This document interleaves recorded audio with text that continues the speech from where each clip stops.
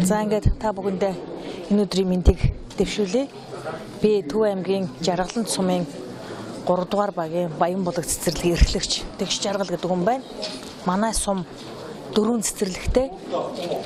Сургуулийн өмнөх насны 2-5 насны 666 хүүхэд байдгаас манайд яг зөвхөн тойрогт бол 125 хүүхэд сая 2016 оны жилийн эцсийн хүн амын тоолныгоор статистик мэдээгээр одоо 125 хүүхэд тойргийн хүүхэд байгаа. Тэрнээс бид нар өдрийн бүлгээр 100 хүүхэд зуны хувилбар сургалтаар 15 хүүхэд гээд ингээд би үндсэндээ тойргийнхоо сургуулийн өмнөх боловсролт хамрагдалтыг 93% хүргэн ажиллаж байгаа. Тэгээ ер нь бол манай жаргаланчууд тэр тусмаа сургуулийн өмнөх боловсролын байгууллагуудад бол амжилттай ажилласнаар 2015 онд аймгийн авраг болж байсан. 2016 онд одоо бас мөн амжилтуудыг нэлээд хэдэд амжилтуудыг үзүүлж байсан. Тэгээд манайх онц давуу тал нь юу гэхээр 4 цэцэрлэг байдаг учраас энд хүүхдийг хөгжүүлэх үйл ажиллагаа бол тасралтгүй явагдаж байдаг. Ийм байгууллагууд байдаг юм аа. 2017 онд анх удаа энэ аймгийн засаг дарга болон сумын засаг даргатай гурвалсан гэрээ гэж байгуулж байна.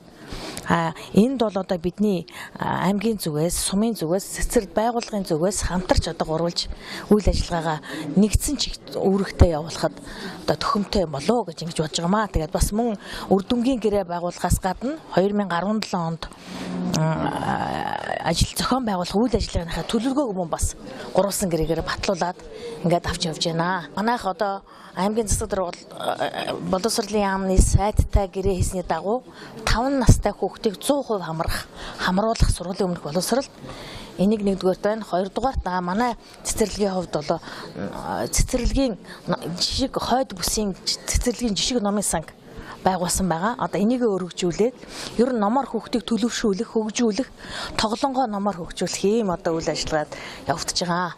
Манай тэгээд нөгөө 3 цэцэрлэг бас мөн өөрсдийн онцлогтой бидэд тэгээд өөрсдийнхээ давуу тал дээр тулгуурлаж энэ хүүхд хөгжүүлэх үйл ажиллагааг явуулж байна.